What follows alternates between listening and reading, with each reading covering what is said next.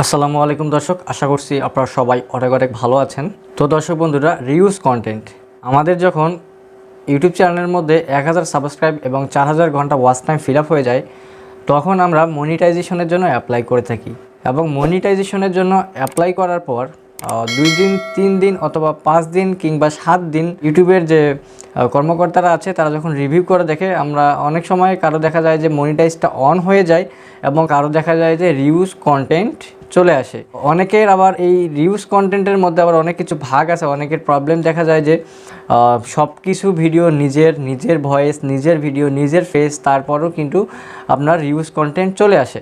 তো এই রকম সমস্যায় পড়লে কিভাবে সমাধান করবেন সেই বিষয়টা নিয়ে আজকের এই টিউটোরিয়ালটি সাজিয়েছি। তো কতগুলো বিষয় রয়েছে যে বিষয়গুলো না বললেও হয়তো বা আপনারা অনেক কিছু মিস্টেক করে যাবেন। সে সকল বিষয় নিয়ে আজকে আমি বিশদভাবে আলোচনা করব। তো চলুন, আপনাদের এই সমস্যার মধ্যে পড়লে আপনারা কিভাবে সমস্যা থেকে মুক্তি পাবেন সেই সকল বিষয় নিয়ে আমরা A to Z বিস্তারিত আলোচনা করি। আপনাদের চ্যানেলের মধ্যে যখন রিউজ কন্টেন্ট চলে আসে তখন আপনারা কি করবেন? তখন আপনাদের মূল বিষয় হচ্ছে আপনার চ্যানেলটি, আপনারা যে ভিডিওগুলো আপলোড করেছেন সেই ভিডিওগুলোকে ভালোভাবে পর্যালোচনা করতে হবে আপনাকে।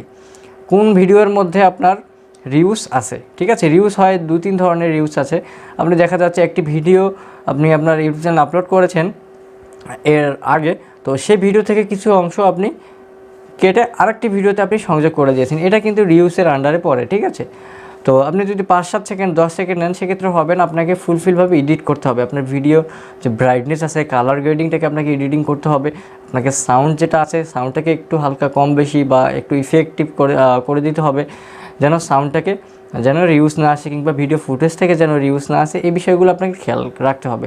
তো এখন কথা হচ্ছে যে আপনি সাপোজ ধরুন যে আপনার সব ভিডিও নিজের এবং আপনার ভিডিওতে আপনার নিজের ফেস আছে, নিজের ভয়েস আছে, তারপরও আপনার চ্যানেলটি মনিটাইজেশনের জন্য আবেদন করার পরও আপনার চ্যানেলটি রিউজ কন্টেন্ট চলে এসেছে, আপনার যেহেতু অরিজিনাল কন্টেন্ট, তারপর আপনার এই সমস্যা। মনিটাইজেশন যে অপশনটা আছে আপনার চ্যানেলের মধ্যে, সেই মনিটাইজেশন অপশনের মধ্যে আপনি যাই দেখবেন ওখানে সেন্ডিং বাই আপিল ভিডিও বলে একটা অপশন আছে।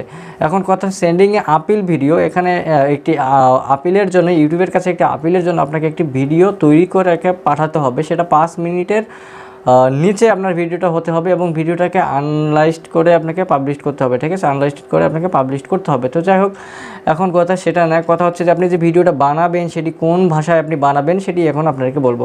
আপনার ইউটিউবের যে পলিসিগুলো আছে বা ইউটিউব যে ল্যাঙ্গুয়েজগুলো সাপোর্ট করে, আপনারা চাইলে ইউটিউবের টুইটারে কিংবা অফিসিয়াল যে সাইট আছে তাদের টুইটার কিংবা ইনস্টাগ্রাম অথবা তাদের যে ইউটিউবের যে পলিসি আছে গুগল থেকে আপনারা যায়, ওখান থেকে দেখবেন যে কোন কোন ভাষাগুলো ইউটিউব সাপোর্ট করে, সে ভাষাগুলোর মধ্যে আপনাকে ভিডিওটাকে তৈরি করতে হবে, ঠিক আছে? এখন কথা হচ্ছে আপনি বাংলাতে কিন্তু সাপোর্ট করেন, আমি বলে দিচ্ছি বাংলাদেশ থেকে, যেহেতু আমি বাংলাদেশি, তো আপনি চাইলে ইংরেজি থেকে আপনি করে নিতে পারেন, ঠিক আছে? তো এখন এই ভিডিওর মধ্যে কি কি বিষয় আপনি তুলে ধরবেন সে সকল বিষয় আমি A to Z আপনাদের সাথে এখন কথা বলবো, ঠিক আছে?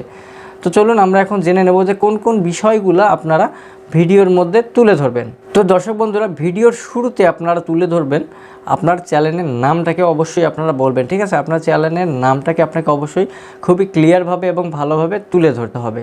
2 নাম্বার আমি বলবো যে আপনার যে ইউটিউব চ্যানেলটি আছে সেই ইউটিউব চ্যানেলের যে মালিক আপনি, সেটি ইউটিউবকে ভালোভাবে ক্লিয়ারভাবে ধারণা নেবেন। যদি ইউটিউব যদি বুঝতে না পারে যে আসলে এই চ্যানেলটার মালিক হচ্ছে আমি, আমার এই চ্যানেলটার মালিক হচ্ছে আমি, সেক্ষেত্রে কিন্তু কখনোই মনিটাইজ দিবে না, ঠিক আছে? এই জন্য আপনার যে ভিডিও আপনি তৈরি করেছেন, আপনার যে চ্যানেলটা আছে, অবশ্যই ইউটিউবকে ভালোভাবে বুঝাই দিবেন যে ইউটিউব চ্যানেলের মালিক হচ্ছেন আপনি। এবং আপনার ওই চ্যানেলের মধ্যে আপনি যে ভিডিওগুলো আপলোড করেছেন সে ভিডিওগুলোর মধ্যে নর্মাল ভয়েস, নর্মাল ফেস এবং যে ভিডিওগুলো আপনি তৈরি করেছেন সে সকল বিস্তারিত ইউটিউবকে বলে দিতে হবে। আপনি ইউটিউবকে সাজাই বলবেন যে এই যে ভিডিওগুলো আমি আপলোড করেছি বা এই ভিডিওর মধ্যে যে ভয়েস এবং ফেস আছে সেটি আমার নিজস্ব, আমি এই ভিডিওগুলো তৈরি করেছি, এভাবে সুন্দর করে ইংরেজিতে টাইপ করে বলে দেবেন। এবং আপনাদের সুবিধার জন্য আমি ভিডিও ডিসক্রিপশন বক্সে অবশ্যই আমি যেভাবে সেন্ডিংয়ে আপিলের ভিডিওগুলো তৈরি করে আমি যে পাঠাই সেই ডিসক্রিপশন আমি ইংরেজিতে আমি লিখে দেবো, আপনারা সেখান থেকে চাইলে কপি করে আপনারা ওখান থেকে দেখে দেখে ভিডিও বানায় আপনারা যদি এই প্রবলেমে পড়েন সেক্ষেত্রে আপলোড করতে পারেন। এবং কি এগুলো বলার পরে ইউটিউবকে বোঝাইতে হবে কিংবা ইউটিউবকে বলতে হবে বা আপনি বলবেন যে আপনার ভিডিওর মধ্যে কোনো ভায়োলেশন নাই, ঠিক আছে, ভিডিওর মধ্যে কোনো সেক্সুয়াল অ্যাক্টিভিটি নাই, আপনার যে ভিডিওগুলো আপনি তৈরি করেছেন আপনার একবার ফ্রেশ কন্টেন্ট, এই ভিডিওগুলোর মধ্যে কোনো ভেজাল নাই। এবং আপনাকে ইউটিউবকে আরও এটা বোঝাইতে হবে যে ইউটিউবের যে রুলস আছে, যে পলিসি আছে, যে ভিডিওগুলো আপনি তৈরি করেছেন ইউটিউবে আপলোড করেছেন আপনার ওই চ্যানেলের মধ্যে, সে সকল ভিডিওগুলো আপনার ইউটিউবের যে রুলস পলিসি আছে সেই রুলস এবং পলিসির ভিতরে আপনি ক্রিয়েট করে আপনার ইউটিউব চ্যানেলে আপনি আপলোড করেছেন। এবং ইউটিউবকেও ভালোভাবে বোঝাইতে হবে যে কখনোই আপনার ভিডিওতে রিউজ ভিডিও আপলোড করা হয়নি, ঠিক আছে, এটি খুবই ক্লিয়ারভাবে এবং সতর্কভাবে ইউটিউবকে বলে দেবেন যে আমার ভিডিওতে আমি কোনো সময়ের জন্য কিংবা 1 সেকেন্ড বা 5 সেকেন্ড আমি আসলে রিউজ ভিডিও আমি আপলোড করি নাই আমার চ্যানেলের মধ্যে। এটি খুবই ভালোভাবে ক্লিয়ারভাবে ইউটিউবকে আপনি বোঝাবেন।